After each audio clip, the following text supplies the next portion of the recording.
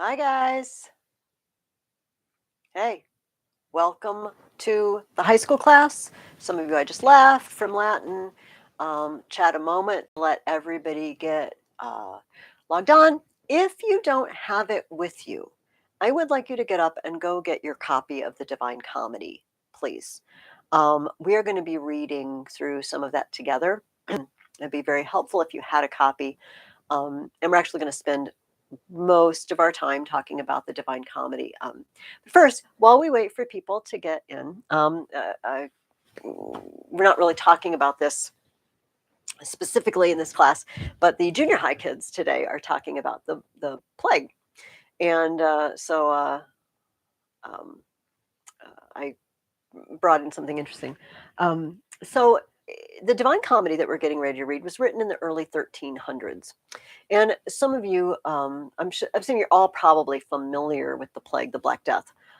This was the mid 1300s, so it wasn't very long after the death of our author of the Divine Comedy, Dante, that that the Black Death swept through Europe, and roughly a third of Europe died, um, causing many economic problems and religious problems, and it was just a ghastly time.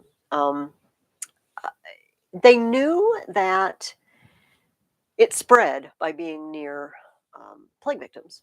And so, they would just abandon people if they saw the telltale signs of the plague on them. But that they knew it spread somehow through the air, but people in previous times, of course, they didn't have microscopes. They didn't know about the existence of, viruses. And so they thought that by not breathing in bad air, um, they could avoid a serious illness, and there's something true in that, right? Because illnesses are spread when we sneeze and cough or whatever. But they thought it was the air, and it's kind of funny because the we call a particular sickness the flu. Its proper name is influenza, and it's from the Latin word fluo, to flow, to blow. It literally means bad breezes, bad air. And of course, we know it's not the air that gives you the flu now, but we still call it bad air. So the idea was that if you could avoid breathing in this bad air, you would be safer. And so people who were the few people who were trying to treat plague victims, a lot of people just ran away and left them. But the people who were trying to treat them would wear these masks. And so I have one. Uh, this is a plague mask. Doesn't it look like a bird? I love this. So inside, see where my hand is? It's hollow. It's hollow in here, and you stuff it with various herbs, good smelling herbs and spices and things that are pleasant to breathe, but also are supposed to protect you from the bad air. And then you can go around and among plague victims and treat them. I'm going to put this on, but I'm not going to try to talk because I'm not sure you can hear me with it on my head. But here we go.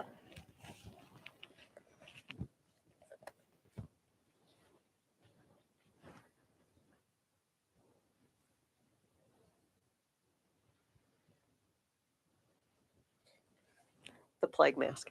And here's a fun picture, from a medieval book of the guy wearing the mask. He looks like a bird in a hat and a gown. It's just very, very creepy. Yeah, a plague mask. Um, More effective, less effective than paper masks today? No data on that whatsoever. But keep in mind, so as we're reading the Divine Comedy, we are on the brink, although they didn't know it, of pretty much one of the most devastating events in the history of the world, because of the number of fatalities. So, plague and plague masks. All right, so hopefully you have all joined in. You all have your copy of the Divine Comedy. Here's what we're going to do. First of all, we're going to talk about what I'm going to have you do for writing for the next 9 weeks, basically. Something completely different. Second of all, we're going to do an in-depth introduction to the Divine Comedy, because it deserves it. Last of all, it says we're going to look at the Aquinas readings if we have time. Hopefully, you have been convinced by Thomas Aquinas that the ultimate good doesn't rest in wealth or power or glory or physical health or any created good. I'm sorry to give it sort of short shift, but uh, I think we need to concentrate on the Divine Comedy. Okay, but first, let's look at writing. So if you would grab your reading guide and open to page 79, we're going to do something. If any of you have done this with me before, it is writing from imitation. So in uh, the Renaissance times, if you wanted to become an artist, you went to the workshop of a master artist, and he put you to copying paintings. Make a copy of this. Make a copy of that. And in the process, you learned a lot about the techniques that the master who produced the painting that you're copying, what he did to create the effect that he created. And they did not find it second rate or low class to copy. Imitation was a way to learn a craft. Much like if you want to learn woodworking, you might have a model in front of you of something you want to build, and you make another one. And in the process, you learn the steps you need to go through. Writing is also a craft, is an art. And so writers of the past have found it beneficial to look at examples of writing that they like and copying them. Now, by imitating or copying, I do not mean the flavor or the feel of it. Some of you were with me a couple of years ago, and you might remember I had you write a history of something in the style of Herodotus. Those of you who remember that assignment. This was an imitation of another kind. It was, can you make your writing sound a bit like his? Can you use words, in his style? The imitation we're going to do is actually an imitation of the structure of the sentence. For example, if your model has two subjects, like Jack and Jill went up the hill, your sentence will have two subjects. If the model sentence has a prepositional phrase, up the hill, your sentence will have a prepositional phrase. Okay, so I've done some of these for you. Look on page 79 with me in your reading guide. Let me read the first sentence. This is from a wild novel called 100 Years of Solitude. Macondo was a village of 20 adobe houses built on the bank of a river of clear water that ran along a bed of polished stones, which were white and enormous like prehistoric eggs. This is a pretty complicated sentence. It's an excellent sentence. It's got a subject and a double verb. Macondo was a village built on the bank. Now, I want you to look down to examples of imitation down below. Here, I've got a couple of them, all right? Now, the original says Macondo was a village of 20 adobe houses. Macondo was, and then it has another noun describing Macondo, and it has a prepositional phrase of. After the of are two adjectives, 20 adobe and a noun, houses. I did the same thing.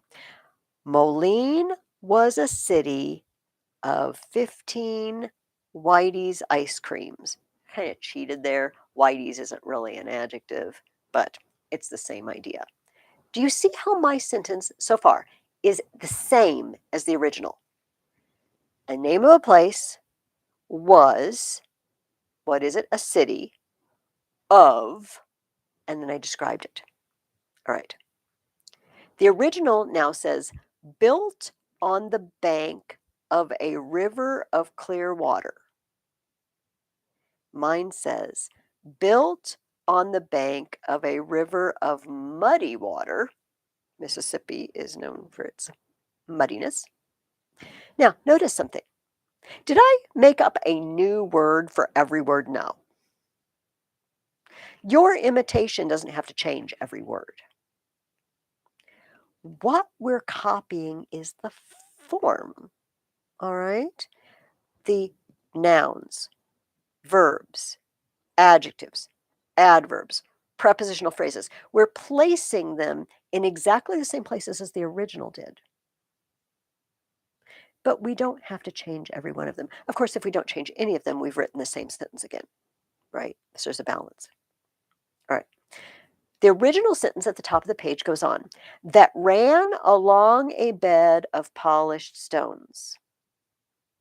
That ran, pronoun and verb, along a bed, prepositional phrase, of polished stones, prepositional phrase. What's mine say? That ran along a series of rock-lined shores. Two prepositional phrases. Do you see that? My first prepositional phrase, along a series, has a preposition, an article, and a noun.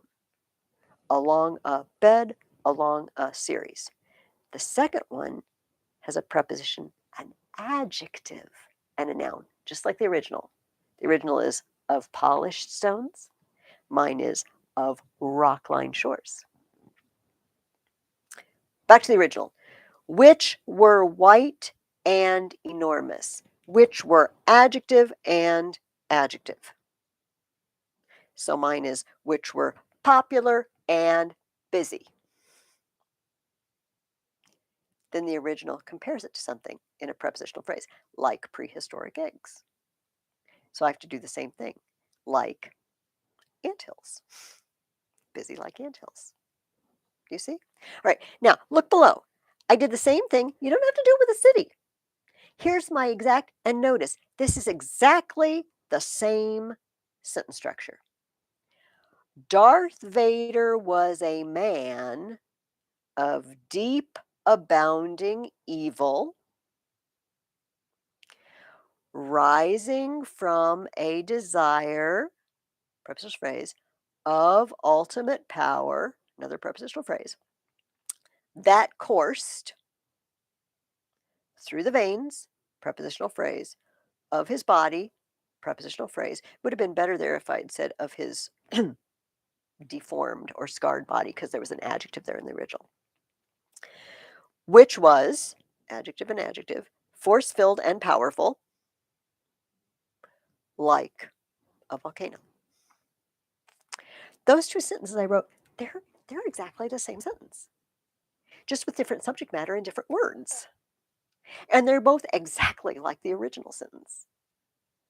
Exactly in the sense that where he puts a prepositional phrase, I put a prepositional phrase. Where he puts a that clause or a which clause, I put a that clause or a which clause.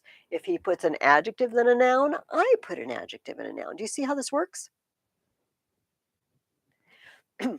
And frankly, those two sentences, the one about Moline and the one about Darth Vader, are much better than any sentence I would ever write on my own.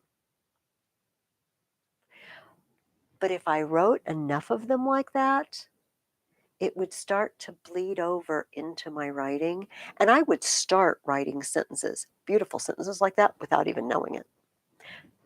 This is the value of imitation. We look at the nuts and bolts of a great author. What makes this writing good? And we copy it. And as we copy, it's just like training for a sport, an athlete copying the movements of the coach, or a dance class, copying the motions of the dance teacher. While we copy, we learn it. Okay, let's look at another one. Let's look at the second, up at the top of the page, the one that starts "When the Old King." All right, this is from Andrew Lang's Crimson Fairy book. If you've never read the Andrew Lang fairy books, they come in colors. Like there's the blue fairy book and the crimson fairy book and the purple fairy book and the yellow fairy book. They're awesome. Okay, here's his sentence. When the old king saw this, he foamed with rage stared wildly about, flung himself on the ground, and died. Let's look at what this sentence is made up of. First of all, it's made up of a subordinate clause, when the old king saw this. That's not an independent sentence by itself. Some of you remember it's a when, while, where, as, since, if, although clause. It's a subordinate clause. And then it tells us he did 4 things. He foamed, stared, flung, and died. So my copy sentence is going to have to start with a subordinate clause, have a subject, and have that subject do 4 things. But he foamed with rage, prepositional phrase, stared wildly, adverb, about, another adverb, flung himself, then a prepositional phrase, on the ground, and died, one verb. Okay, look down below. When the aged wizard saw this, remember, I used saw this. I used the when again. You don't have to change every word. When the aged wizard saw this, he shouted in defiance, swung boldly around, planted his staff on the ground, and fell. I was actually thinking of Gandalf and the Balrog, was in my mind. Here's my other one, also from Lord of the Rings. After the small hobbit did this, he collapsed in pain, writhed violently about, clutched the stump of his finger, and fainted. Some of you may know who that is. It would be Frodo. All right, it's the stump of his finger. But notice what I've done. Subordinate clause. After the small hobbit did this, he collapsed, prepositional phrase, in pain, writhed, and then 2 adverbs, violently about, clutched what? Stump, then prepositional phrase, of his finger, and fainted. All right? Here's what I want you to do this week. There are 4 sentences, 2 of them we've just looked at. The Macondo, the When the Old King, then we have a sentence from the lovely book Blueberries for Sal. Her mother went back to her picking, but little Sal, because her feet were tired of standing and walking, sat down in the middle of a large clump of bushes and ate blueberries. And last one from Stuart Little. All right, I'm not going to take the time to read that one.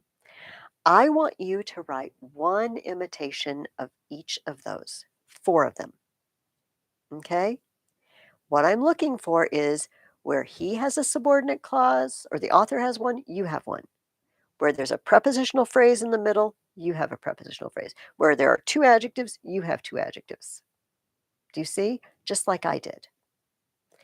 If that is not clear in any way, please call me later or email me. We can talk on the phone. I can explain it, describe it more in a different way or more precisely. Hopefully that makes sense to you. That is what I want you to do for next week. Okay, basically 4 sentences. Some of the sentences are a little long, but it's only 4 sentences. All right, on any subject you want. Remember, you don't have to change every word, but you got to change enough to make it your own. Okay. Let's move on. And let's move on to our discussion of the Divine Comedy. We are going to spend, don't put your reading guide away because we have something we're going to look at here on page 80. We're going to spend the next 9 weeks, so over half the semester, reading what is probably the foremost piece of literature in the Middle Ages and possibly ever. It's amazing. And many have said that knowing Dante, knowing the Divine Comedy, and knowing Aquinas is knowing the Middle Ages. We've seen the very careful orderliness of Aquinas's Summa. Now we're going to see Dante, who's also very orderly. Some people have described the Divine Comedy as a cathedral that Dante has built. But of course, cathedrals have lots of rooms and embellishments and flying buttresses and gargoyles and all of these things. And so does the Divine Comedy.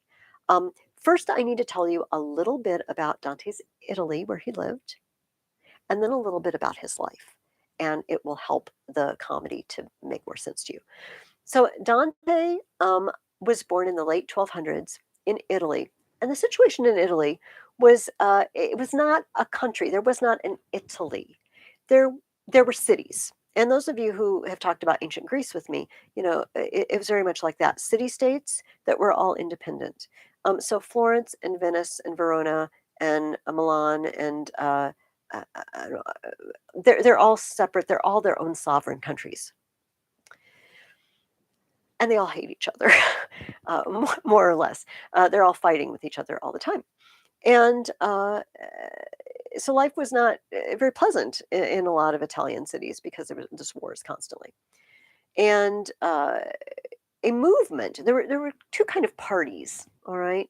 Um, there was one group of people that really wanted the Holy Roman Emperor, who was ruled over basically what is today Germany and you know Austria and part of France and part of more of Eastern Europe. A big chunk of Europe um, was under the Holy Roman Emperor, and this party really thought that the emperor needed to come into Italy and I don't know, slap a few people around and get make people behave and bring law and order. There's another party that really didn't want that. They wanted the Pope to take care of things. So we have a kind of an imperial emperor's party and a papal party.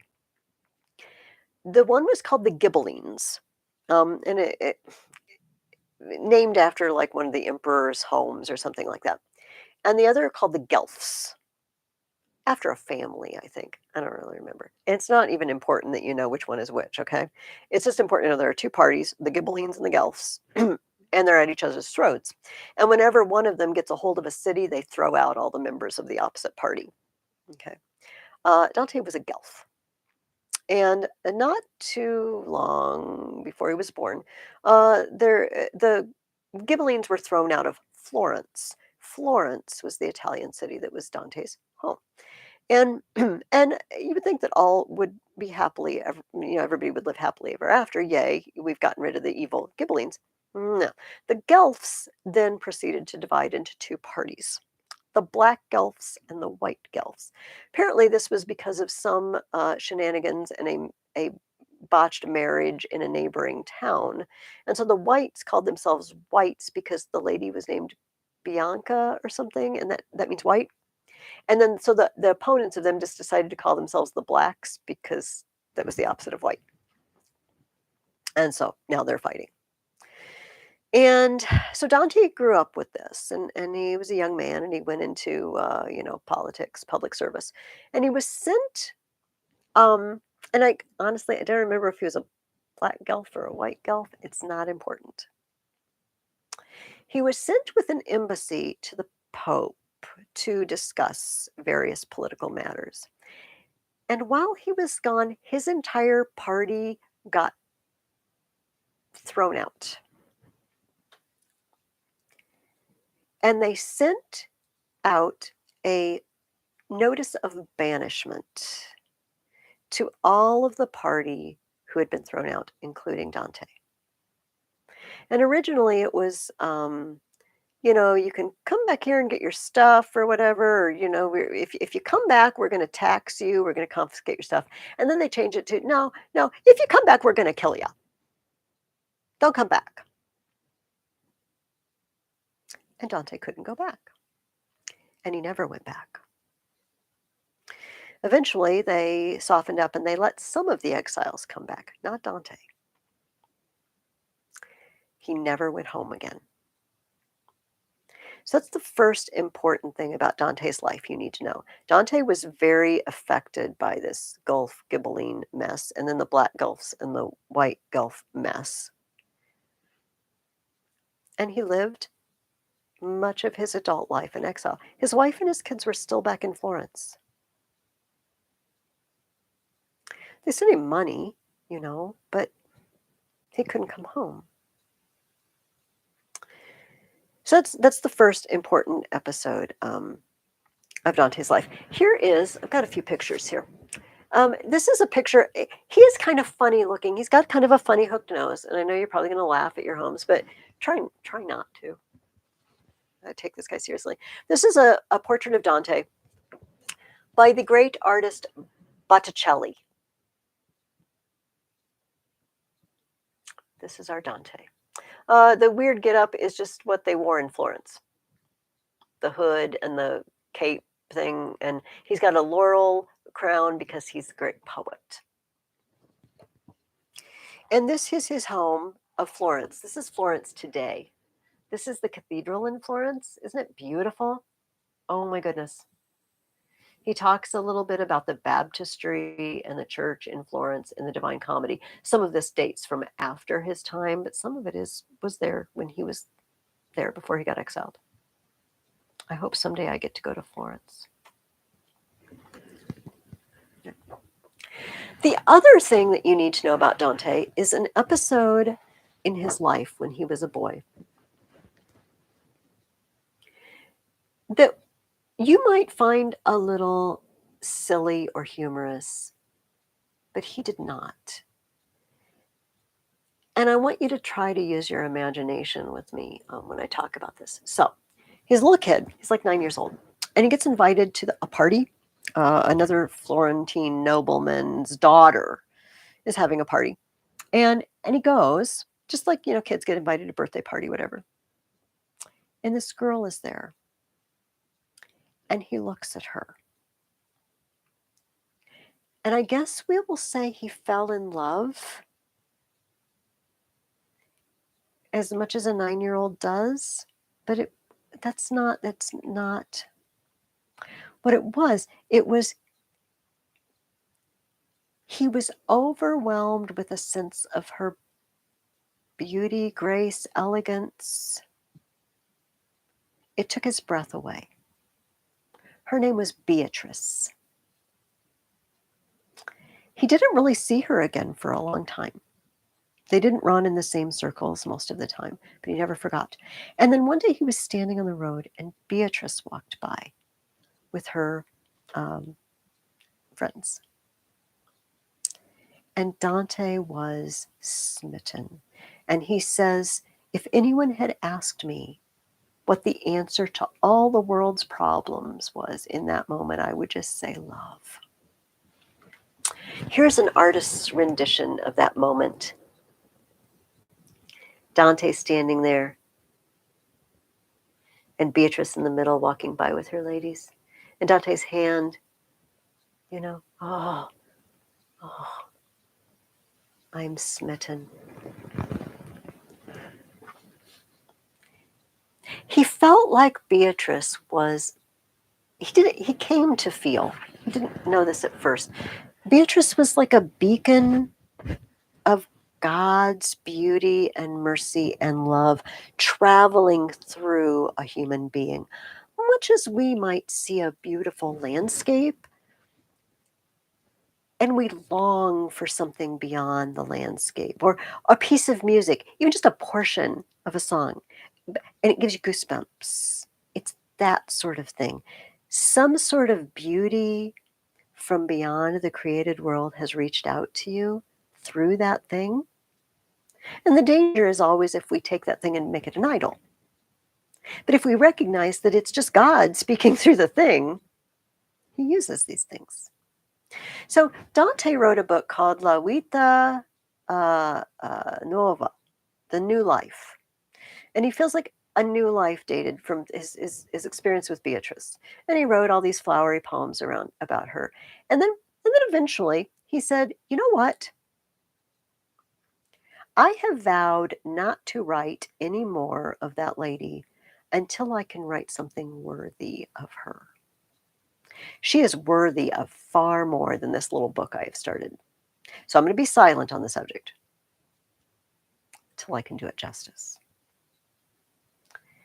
And that project is the Divine Comedy, which is much more than that, but it is partly him doing justice to what he saw in Beatrice.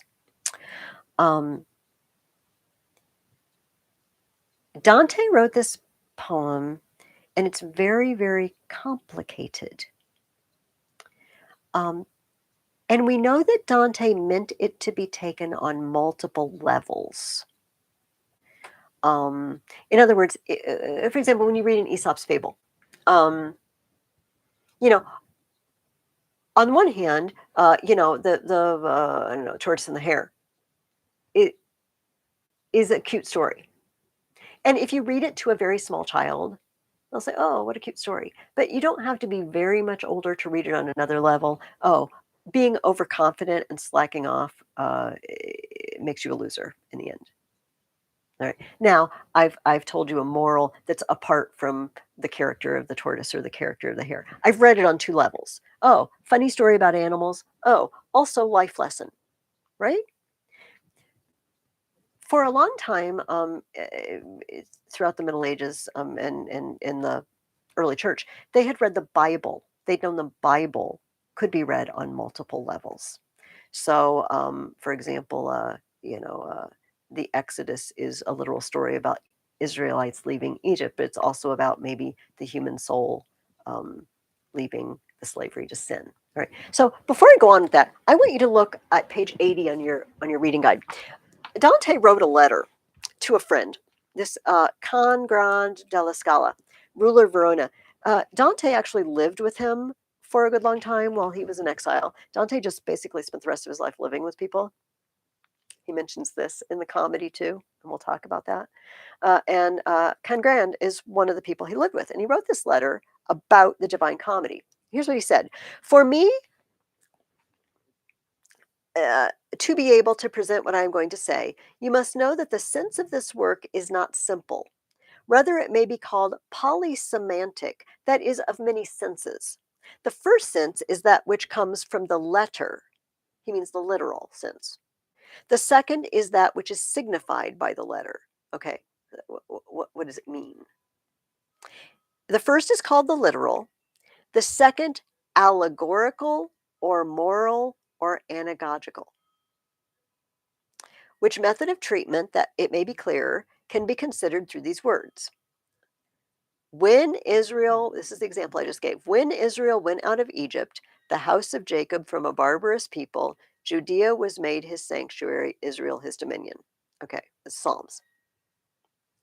If we look at it from the letter alone, the literal alone, it means to us the exit of the children of Israel from Egypt at the time of Moses. If from allegory, it means for us our redemption done by Christ. If from the moral sense, it means the conversion of a single soul from the struggle and misery of sin to the status of grace. If from anagogical, it means the leave taking of the blessed soul from the slavery of this corruption to the freedom of eternal glory. In other words, death and our ascent to heaven. So, literal means what does it actually mean in the story? Allegorical, an overarching lesson. Moral means what does it want you personally to do? Anagogical, what does it mean in terms of eternity and the end times? And though these magical senses are called by various names, in general, all can be called allegorical because they are different from the literal or the historical. Now, allegory comes from the Greek alleion, which in Latin means other or different. Now that we have seen this, it is obvious that the subject around which the two senses turn must be twofold, and therefore it is to be determined about the subject of this work when it is taken literally, then about the subject which when it is understood allegorically. The subject of the whole work, means the Divine Comedy, taken only from a literal standpoint, is simply the status of the soul after death, taken simply. The movement of the whole work turns from it and around it. Everything's based on the literal. What does the afterlife look like? If the work is taken allegorically, however, the subject is man, either gaining or losing merit through his freedom of will, subject to the justice of being rewarded or punished. So in the story, it's a literal travel through the realms of the dead, but for us, it's the travel of our heart through temptation to sin, through victory over sin, for our eventual being in the presence of God in heaven. Now, I do not expect you, and please do not even try to read every single thing in the Divine Comedy and think of all the senses. No, no, no, no, no, no. That's a job for many, many readings, not one. If you follow the literal sense, yay, it's good enough. I'm going to bring out a few things that could be taken in one of his 3 allegorical senses, okay? But here's what I want you to realize. This thing we're about to read is bigger than you're going to see the first time through. It's much bigger than you can see the first time through, or the second or third or fourth time. People spend a lifetime reading this, right? What does it set up like? It's set up into 3 sections. Section 1 is called the Inferno or Hell. Section 2 is called the Purgatorio or Purgatory. Section 3 is the Paradiso or Paradise. And so these are 3 areas, realms of the dead. We're going to spend the next 3 weeks just reading in the Inferno. So I'm going to talk about each section, as we get to it, okay? Inferno, hell. We all know what that means and what that is.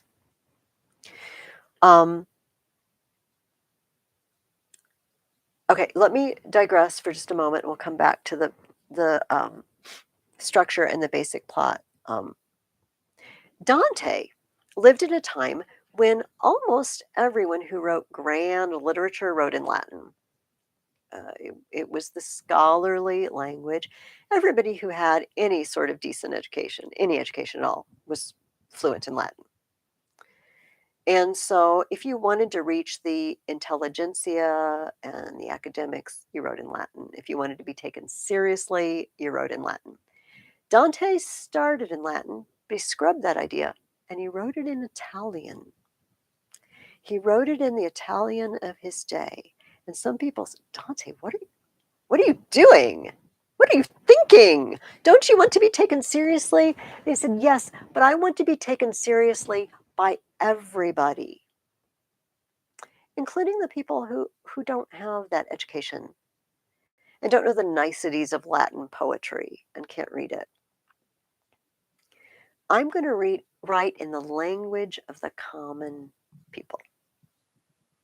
And so he did.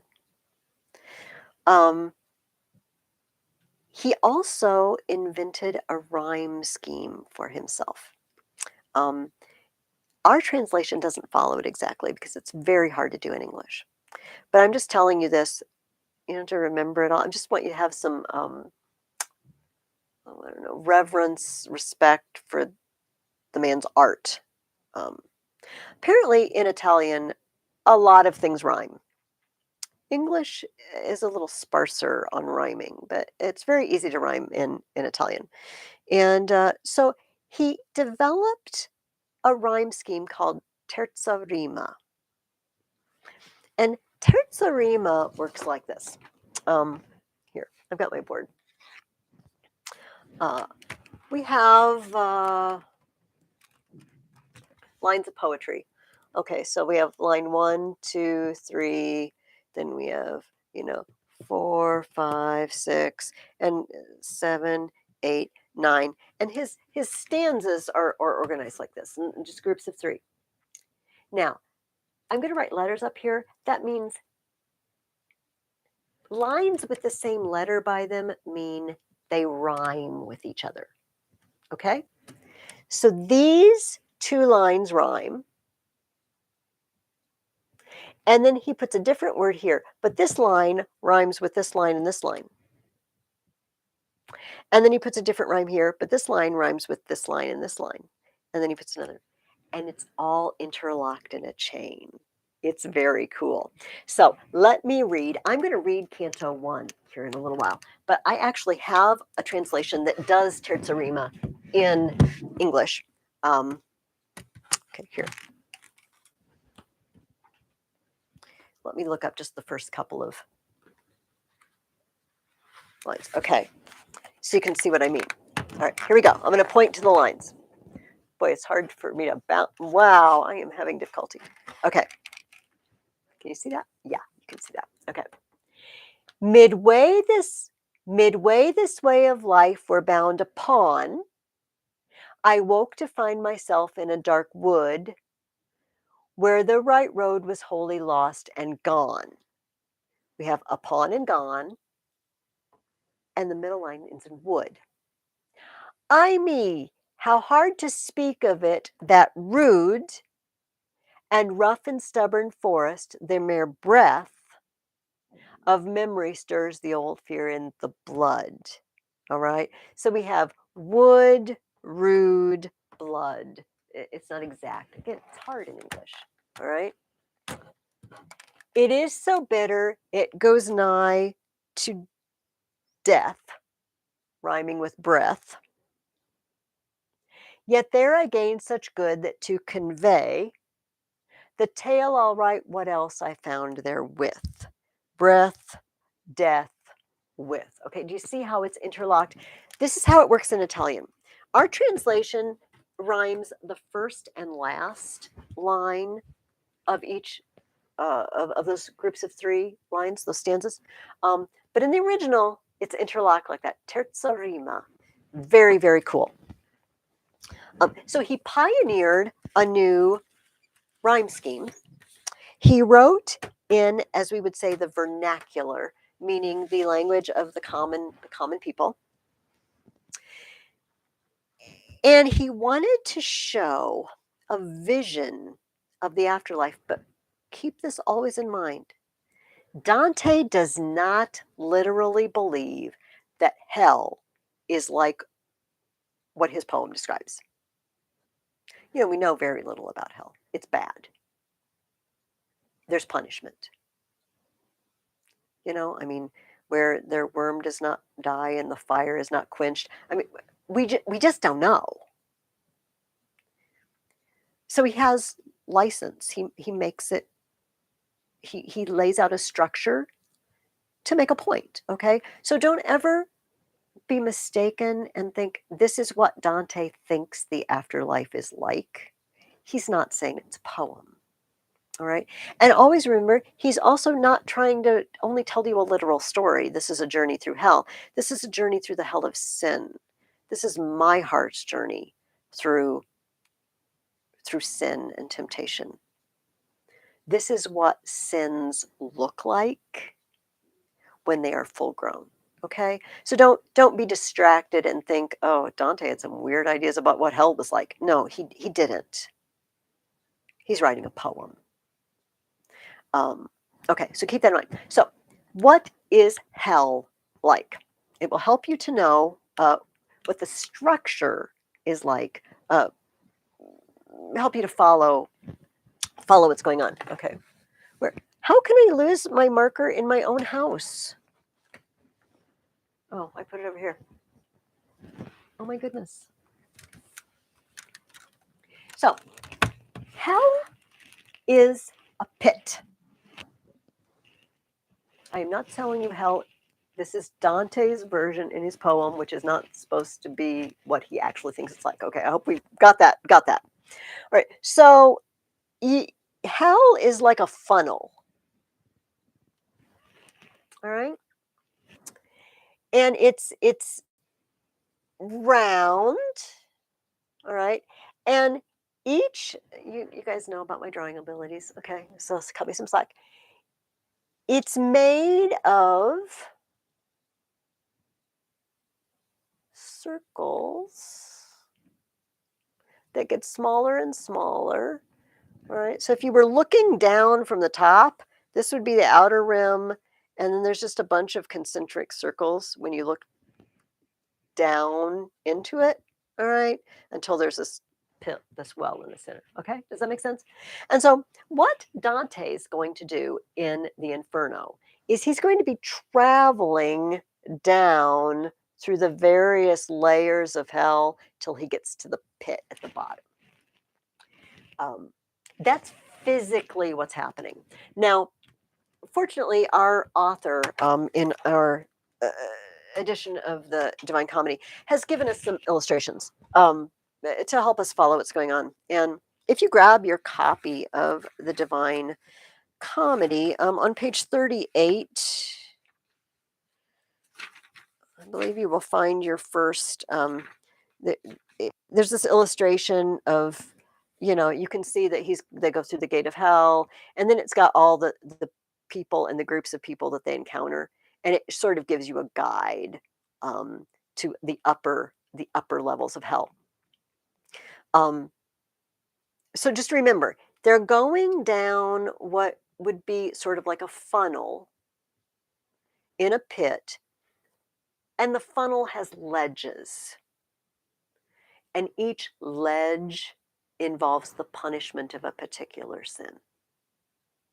And the sins are divided in a particular way that we'll talk about as we move through it. Okay, but hopefully that makes sense to you guys. Um, the entire Divine Comedy is 100 cantos. 34 in the Inferno, and then 33 in each of the other ones. Uh, I'm not going to go into this a lot, but just know that numbers were very important to people in the Middle Ages, and three is very important to Dante. Obviously, the Trinity, but notice that each of his stanzas have three lines. The terza, right? Tertius is third in Latin, comes from the Latin word for three. Terza rima, three rhymes. So he does the three there. He does each, Purgatory and Paradise both have 33 cantos. Inferno has 33 plus one, and the plus one is the introduction. It's the first one. Um, so this is a very complicated poem with its interlocking rhyme scheme and its series of threes and the number of cantos. And so occasionally we might look at details like that, but I'm telling you all this just to give you, again, a sense of respect and reverence for this amazing, amazing piece of literature that this man wrote. What I would like to do is I would like you to open up to Canto 1. I'm going to read it. We're going to read it together and talk about it. And show you a little bit about how you can read it. I'm on page 16. It says Canto 1, The Dark Wood of Error.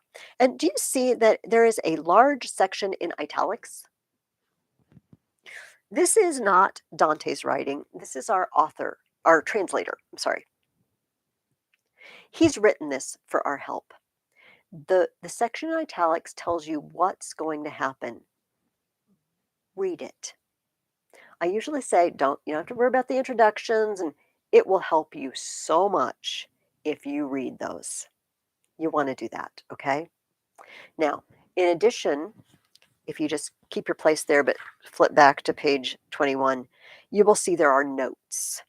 There are notes at the end of each section. You do not have to read those unless you want to. If you read a section and you just don't know what's going on, check back and see if there's a note about it. If he mentions someone and you say, oh, I want to know more about that guy, read the note about it. If you don't care, don't read the note, all right? Read the little introduction, but you don't have to refer to the notes unless you just want to. It doesn't, they're not that long, and it doesn't take you that long to browse over them, but that's optional, okay? So I am going to do what I want you to do. I'm going to start by reading the italicized section. Midway in his allotted 80 years and 10, Dante comes to himself with a start and realizes that he has strayed from the true way into the dark wood of error or worldliness. As soon as he has realized his loss, Dante lifts his eyes and sees the first light of the sunrise. The sun is the symbol of divine illumination, lighting the shoulders of a little hill, which turns out to be the Mount of Joy. It is the Easter season, the time of resurrection, and the sun is in its equinoctial rebirth. In other words, it's spring. This juxtaposition of joyous symbols fills Dante with hope, and he sets out at once to climb directly up the Mount of Joy. But almost immediately, his way is blocked by three beasts of worldliness: the leopard of malice and fraud, the lion of violence and ambition, and the she-wolf of incontinence. These beasts, and especially the she-wolf, drive him back, despairing from the darkness of error. But just as all seems lost, a figure appears to him. It is the shade of Virgil, Dante's symbol of human reason. Remember, Virgil is the author of the Aeneid. And Virgil was often seen as sort of a pre-Christian because he wrote a poem about a golden age that was about to come because a new son was going to be born on earth and he was going to bring peace and prosperity and cure all evils. And he wrote this right before Jesus was born. And so many early Christians said, oh my goodness, Virgil was a prophet. He didn't even know it. So he's kind of been absorbed into this idea of Christianity. But here, he is a symbol of reason, human reason, the best that reason can do by itself. I also want to make a note, not everybody reads those three beasts the same. Some translators think the wolf is the malice and fraud, and the leopard is incontinence, which would be like sexual sin, but also gluttony, any just letting your feelings get away with you and doing what you want. That'd be incontinence. I kind of like the other way better than this guy's, but it's not that important. Virgil explains that he has been sent to lead Dante from error. There can, however, be no direct ascent past the beasts. The man who would escape them must go a longer and harder way. First, he must ascend through hell, the recognition of sin. Then he must ascend through purgatory, the renunciation of sin.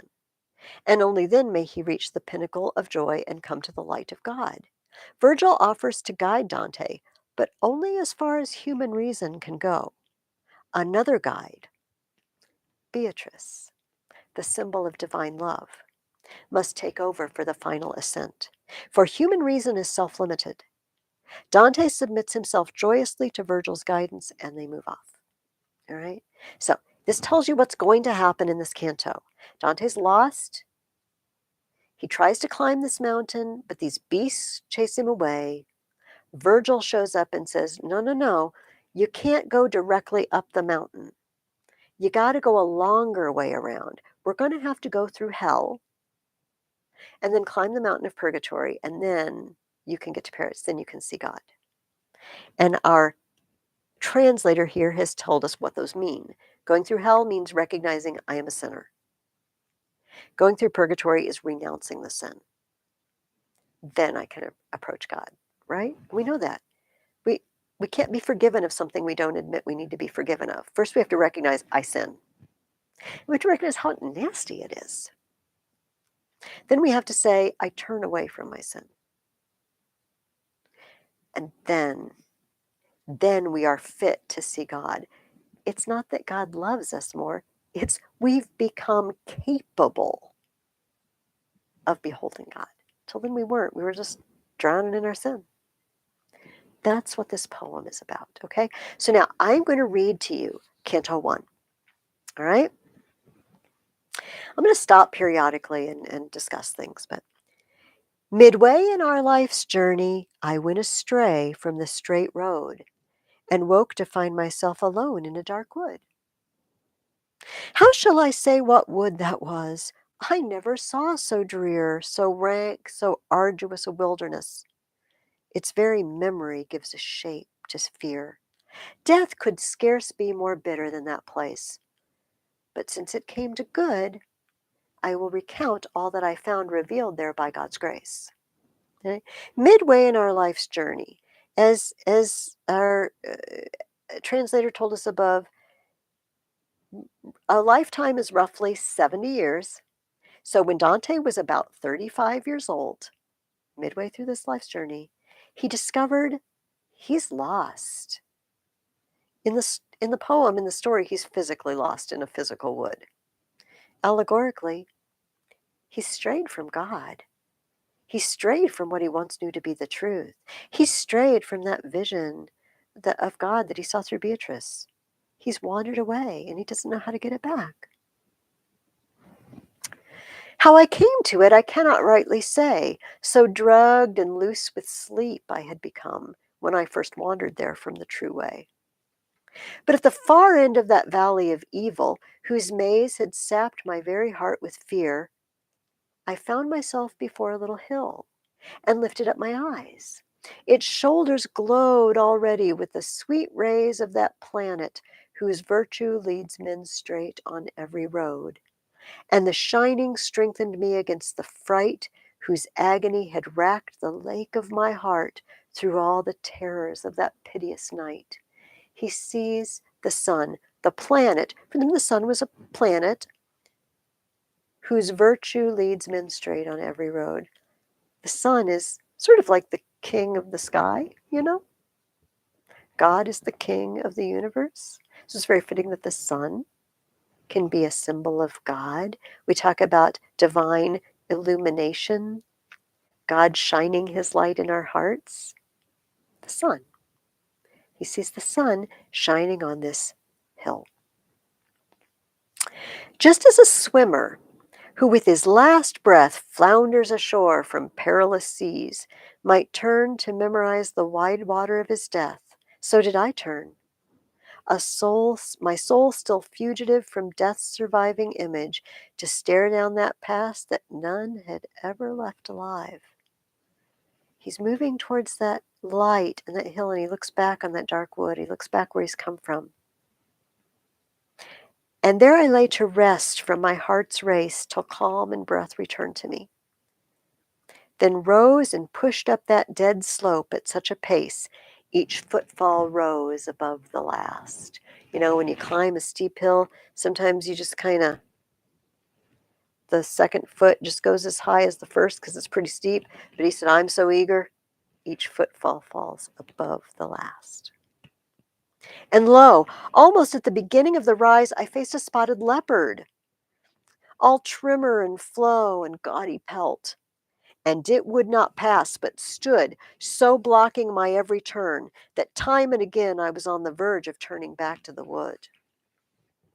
This fell at the first widening of the dawn, as the sun was climbing Aries, with those stars that rode with him to light the new creation. Now, you're like, what? The sun's in Aries and stars and what? This is a really good place to use those notes. Flip with me back to page 21, the notes on lines 38 and 39. Let's see what help we get out of the notes. It says, the medieval tradition had it that the sun was in Aries at the time of creation. The significance of the astronomical and religious conjunction is an important part of Dante's intended allegory. His instructions, his description tell us it is just before dawn of Good Friday, AD 1300, when he awakens in the dark wood. Thus, his new life begins under Aries, the sign of creation, at dawn, or rebirth, and in the Easter season, resurrection. Moreover, the moon is full and the sun is in the equinox, conditions that did not fall together on any Friday of 1300. Dante is obviously constructing poetically the perfect Easter as the symbol of his new awakening. In the year 1300, Dante was 35 years old.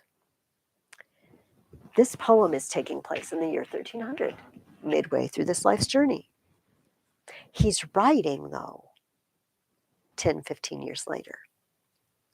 You're going to hear a lot of prophecy in the Divine Comedy. It's not prophecy. Dante knows it already happened because he's writing a decade or more after the fact. But it's said in 1300, and it is Good Friday. Good Friday. He wakes up and he finds he's in that dark wood. And he's got to put the old self to death if he wants to climb that mountain. Do you see? So it's important. This is all happening Easter weekend, when he rises to new life. Okay. Line 40. Thus the holy hour and the sweet season of commemoration did much to arm my fear of that bright murderous beast with their good omen. All right, this leopard's blocking my path, but hey, it's Easter. It's Easter weekend. It's Good Friday, and the sun is shining, and I feel hopeful. I feel hopeful even though this leopard is there. Yet not so much but what I shook with dread at the sight of a great lion that broke upon me, raging with hunger, its enormous head held high as if to strike a mortal terror in the very air. Great. All right. I'm okay with the leopard, but now here's a lion. Mm. And down his track, a she-wolf drove upon me, a starved horror, ravening and wasted beyond all belief. She seemed a rack for avarice, gaunt and craving. Oh, many the souls she has brought to endless grief. She brought such heaviness upon my spirit at sight of her savagery and desperation. I died from every hope of that high summit. I can't get there. These animals, remember, they may represent groups of sins. These sins, these besetting sins, make it so I can't climb the hill where the sun is shining. And like a miser, eager in acquisition, but desperate in self reproach when fortune's wheel turns to the hour of his loss, all tears and attrition, I wavered back. I am like a gambler who got all excited when I was winning, you know. But when fortune's wheel turns the hour of his loss, when I start losing, I'm full of tears and attrition. I went, hey, this is going to be great. I'm going to climb that hill. It's going to be awesome. Just like a gambler goes, hey, I'm winning. I'm on a winning streak. Then you're not. Tears and attrition and sadness. This is what Dante feels like. He sees these animals and he says, I'm never going to make it. I'm never going to make it. And still the beast pursued, forcing herself against me bit by bit, till I slid back into the sunless wood. He goes back to that dark wood. He doesn't have any choice. He doesn't know what to do about it. And as I fell to my soul's ruin, a presence gathered before me on the discolored air, the figure of one who seemed hoarse from long silence. Something he hasn't been listening to, something that's not been speaking to him. Maybe something that hasn't been speaking to anybody for a while. Hoarse from long silence. At sight of him, in that friendless waste, I cried, have pity on me, whatever thing you are, whether shade or living man. And it replied, not man, though man I once was, and my blood was Lombard, both my parents Mantuan. I was born, though late, sub Julio, and bred in Rome under Augustus, in the noon of the false and lying gods. I was a poet, and sang of old Anchises' noble son, who came to Rome after the burning of Troy. I am that poet, born under Julius Caesar, bred under Augustus, in the noon of those false and lying gods of paganism. I'm from the area of Italy called Lombardy, and I was from the town of Mantua. This is Virgil. These are descriptions of Virgil. I sang of old Anchises' son, that's Aeneas, who came to Rome after the burning of Troy. This is the author of the Aeneid. But you, he goes on, why do you return to these distresses instead of climbing that shining mount of joy, which is the seat and first cause of man's bliss? Dante answers, are you then that Virgil and that fountain of purest speech? My voice grew tremulous. Glory and light of poets! Now may that zeal and love's apprenticeship that I poured out on your heroic verses serve me well. For you are my true master and first author, the sole maker from whom I drew the breath of that sweet style whose measures have brought me honor. Virgil, I learned everything I know from you. You are the greatest of poets. You've made me a great poet too because I've studied your works. See there, immortal sage, the beast I flee. For my soul's salvation, I beg you, guard me from her, for she has struck a mortal tremor through me. Okay, here's an example of the levels. All right. In the story, this wolf is chasing Dante. And he says to Virgil, please guard me. But if Virgil is reason, human reason,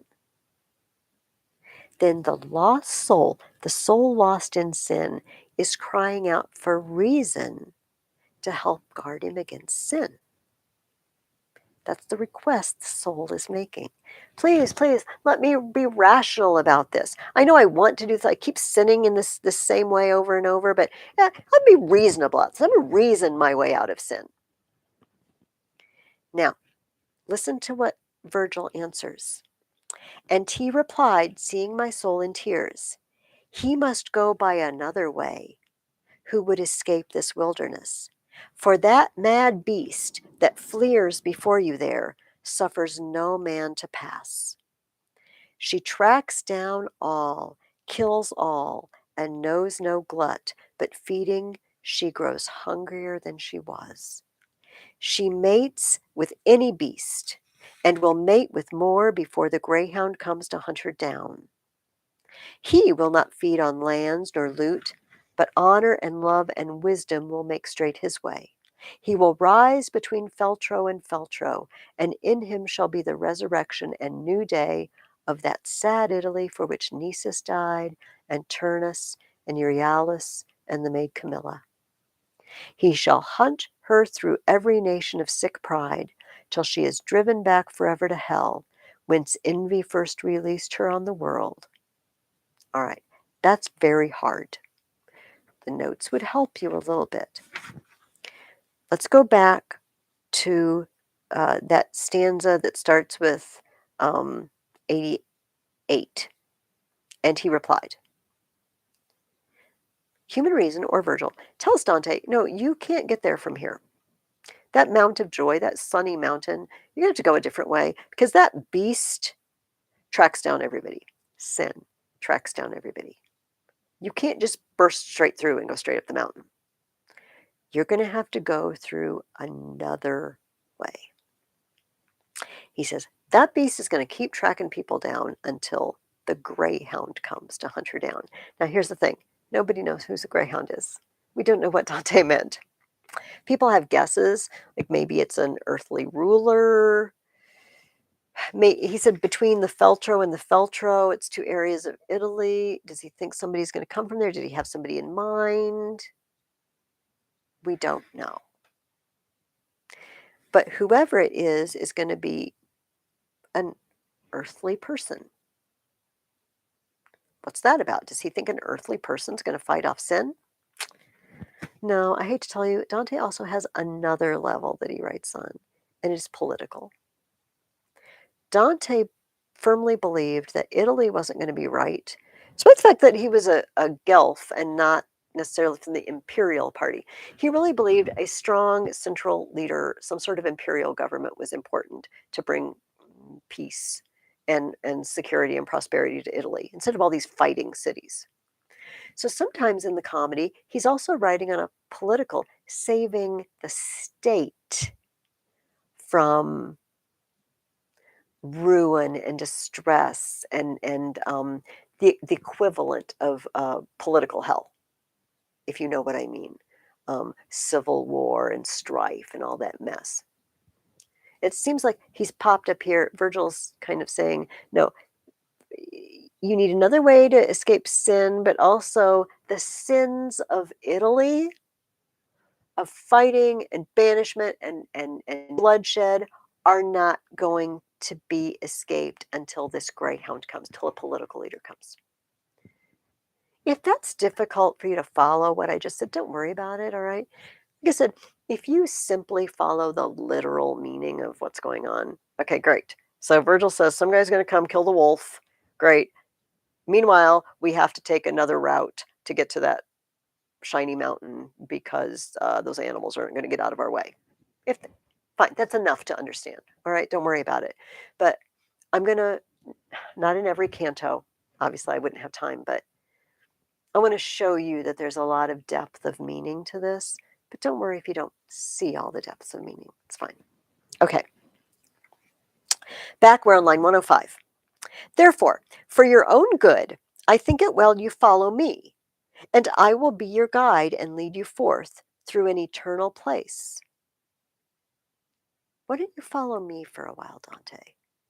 Follow reason? There you shall see the ancient spirits tried in endless pain, and hear their lamentation as each bemoans the second death of souls. Where is that? The inferno, hell. Next you shall see upon a burning mountain souls in fire and yet content in fire, knowing that whensoever it may be, they yet will mount into the blessed choir, purgatory. To which, if it is still your wish to climb, a worthier spirit shall be sent to guide you. With her shall I leave you, for the King of Time, who reigns on high, forbids me to come there, since living I rebelled against his law. Dante, I'm going to be your guide, says Virgil. I will take you through a place of suffering. And then I will take you through a place of another place of suffering, but it's good suffering. It's suffering of people who are already on their way to heaven, who are suffering in order to purge off their sins. And then their destination is heaven. But Dante says, if it is your wish to climb there, a worthier spirit shall be sent to guide you. Why can't Virgil guide him there? The King of Time, who reigns on high, forbids me to come there, since living I rebelled against his law. Virgil's not a Christian. Virgil's a pagan. Virgil can't be in heaven because he didn't know Jesus. Look at the other level, though. Human reason by itself can't lead you to heaven. It's very useful and it's important to cultivate, and it's a wonderful guide. But there are places it can't guide you. Without the Holy Spirit, without a better spirit sent you, you can't get there. Not by yourself. Do you follow? Do you see? So in the story, Dante can't be led to this particular location by Virgil because Virgil's a pagan and the pagan can't go into heaven. But in the allegory, none of us can completely just rely on human reason and think it will take us all the way to heaven.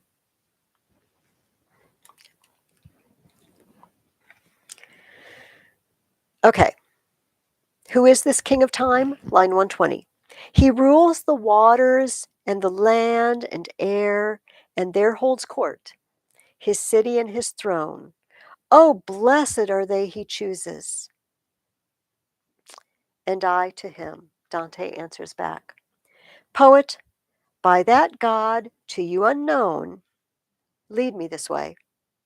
Beyond this present ill and worse to dread, lead me to Peter's gate and be my guide through the sad halls of hell. And he said, follow. And he moved ahead in silence, and I followed where he led. That is what each canto is like. You need to read the introduction, the italicized part, and it will tell you exactly what's going to happen. And tell you a little bit about what the personages might stand for. And consult the notes if you want to. Like I said, that section on why is he talking about the sun being in Aries and stuff. Well, it was very helpful in that case to find out, oh, he's describing the season of creation, Good Friday, the year 1300. That's helpful to know. Other things, maybe not so important for you to know. I just want to warn you of a couple things. He's going to mention a lot of people.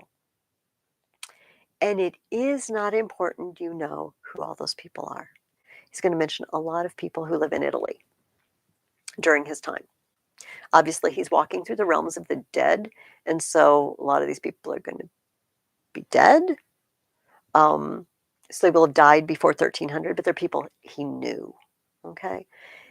If you want to look at the note and find out what's notable about somebody, great. But in general, the sin that's being punished on each of these levels of the funnel of hell, right, is going to be, first of all, told you in that introduction. It's going to be obvious in the poem.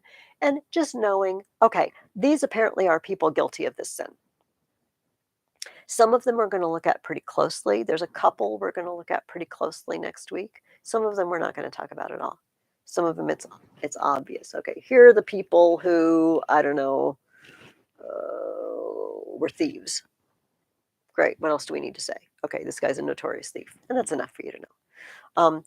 Again, because he has this political level, he's going to be talking about politicians and wars between various Italian cities. Don't worry about it. You just don't need to know.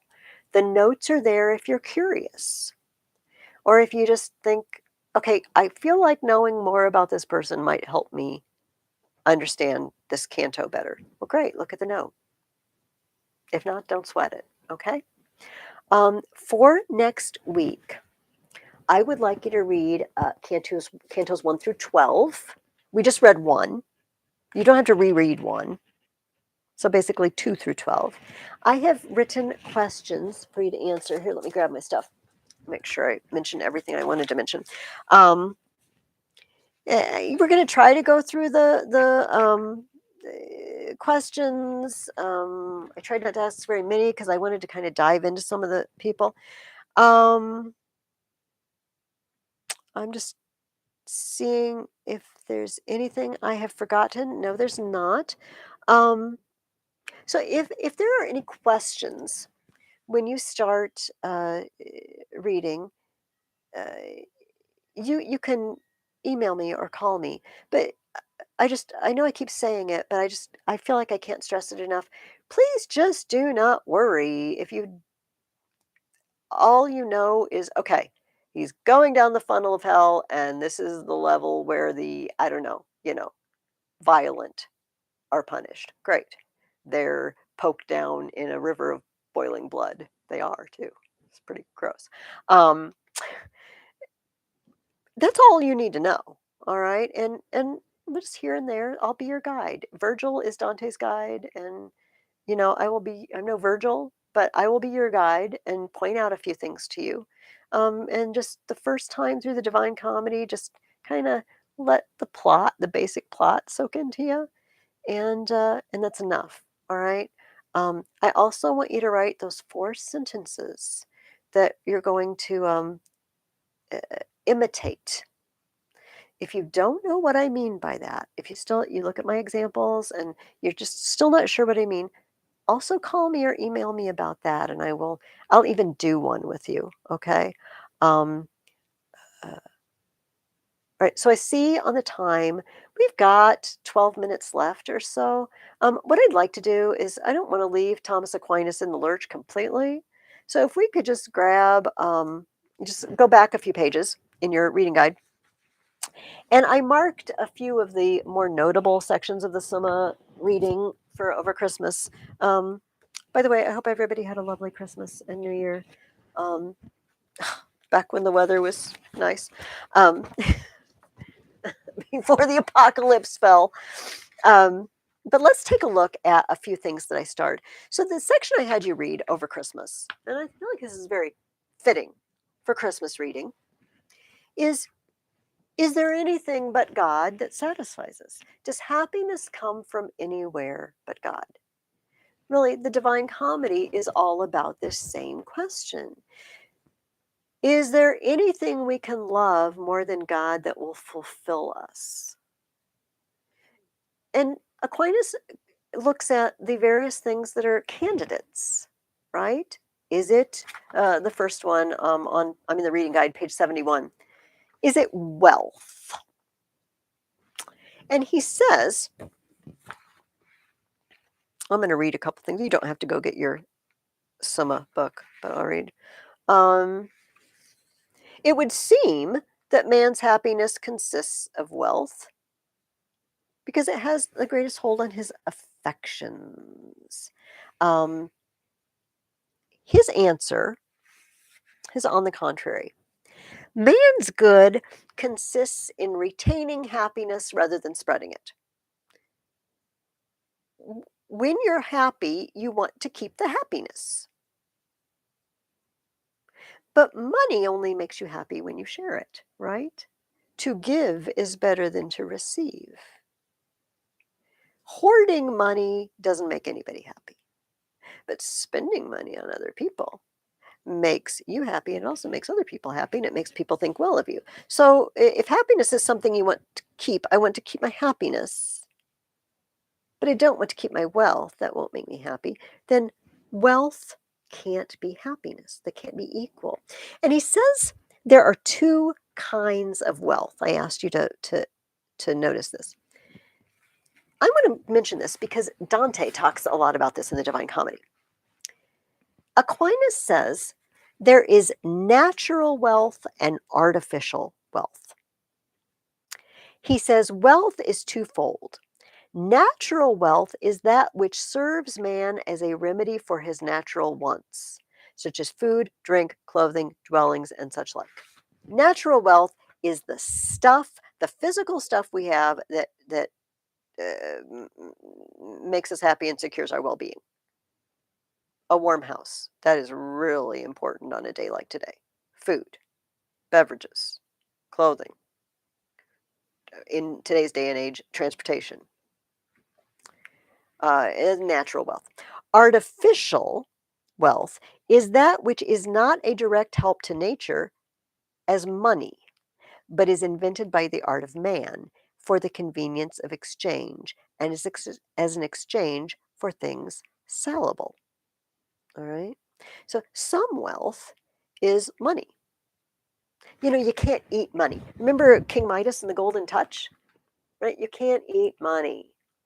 When you got the golden touch and you touch your food, then your food turns into gold and you crunch your teeth on it and break your tooth. And then you touch your daughter to give her a hug and she's gold. Gold isn't money, isn't worth anything except what you can buy with it. Right? So Aquinas says if that's so, well, happiness can't be a natural wealth because wealth of this kind is sought for the sake of something else. Unless I'm kind of twisted, I don't seek clothes for more than the fact that they keep me warm and covered. I don't seek food for more than the fact that it keeps me healthy and from going hungry because my body runs on that fuel. Now, you will notice, though, when I say that in today's day and age, we do amass things. First of all, I've been very, very open with you guys. Like gluttony is an issue for me. I like to eat. I want more than I naturally need to, keep my body healthy, right? Some people like clothes and shoes and that sort of thing. You want more. You want to amass that natural wealth, your necessities, past past what we need them for. And if so, those of you who read Augustine with me last year would see that means the love for those things is sort of disordered. It's mixed up. Right. So, but Aquinas is saying nobody seeks natural wealth, just more and more and more of it. There's a limit, no matter who you are. There's a limit to how much you can eat. There's a limit to how many clothes you can wear.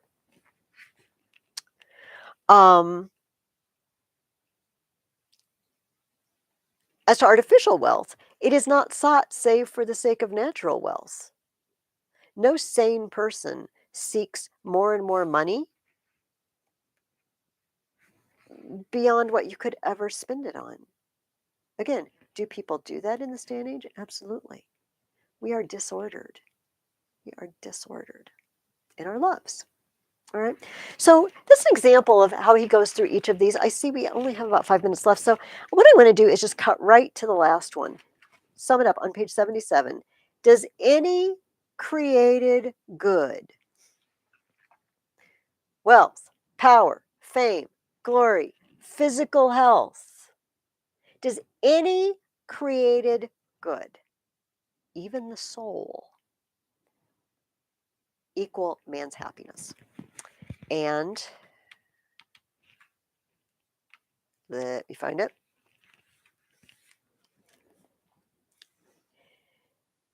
Augustine says, as the soul is the life of the body, so God is man's life of happiness, of whom it is written, happy is that people whose God is the Lord. Psalm 114, 143. I answer that it is impossible for any created good to constitute man's happiness. For happiness is the perfect good, which lulls the appetite altogether. If I'm happy, I lack nothing. I'm not hungry, I'm not thirsty, I'm not cold, I'm not tired, I'm not sick. I lack nothing. Else it would not be the last end. Remember, end means goal. If something yet remained to be desired. If I still wanted something, I wouldn't be perfectly happy. Now, the object of the will, that is, of man's appetite, is the universal good, just as the object of the intellect is the universal true. My will wants the perfect good, just like my intellect, my mind wants the truth. Hence it is evident that naught can lull man's will save the universal good. I will not be perfectly happy until I have all the good. If I lack anything, I'm not perfectly happy. This is to be found not in any creature, but in God alone, because every creature has goodness by participation. Why is anything good in this world? Because it shows you a bit of God. Why was Beatrice good to Dante? Why did he see her as such a good? She participates in the goodness of God and the beauty of God. And Dante was wise enough as the years passed to realize that's what had happened to him. You know, by the way, he did not marry Beatrice. Beatrice married someone else. He doesn't even note when she got married. Dante married someone else. This was not that sort of relationship or feeling. And then she died. When she was 24 years old, she died. And Dante says he was out in the streets of Florence and he felt that anguish that we all feel when someone very close to us that we love very much dies. He said he just wanted to shake people, people who were laughing on the street, visitors to Florence, and he wanted to say, don't you know that that glorious lady is gone? That the glory has departed from the earth. The glory that she showed forth. I do not know how Dante's wife felt about this. I'm not saying it's perfectly pure and holy or even good, but it did reveal something of God to Dante, and he used it. He used it. When he saw that beauty in the world, he used it. We don't always do that. We see the beauty in the thing and we want the thing that shows us the beauty, but we don't use the beauty. Um, all right, I'm going to let you guys go. So, message to Nielsen Powell. Um, could you give me about 5 minutes? But let's say 1:05. Give me a call on my home phone. I texted that number to your mom. Get your Latin out, and we will do a phone reading, and we'll move on in your Latin. Everybody else, thank you for your patience and flexibility. Hopefully, things will be much better next week. Temperatures will be up, roads will be better, and we'll be back together. Um, write your imitations, your 4 imitation sentences, bring them to me next week. Read up through Canto 12 and answer the questions of the Divine Comedy. Contact me with any questions, and I will see y'all next week. Bye-bye.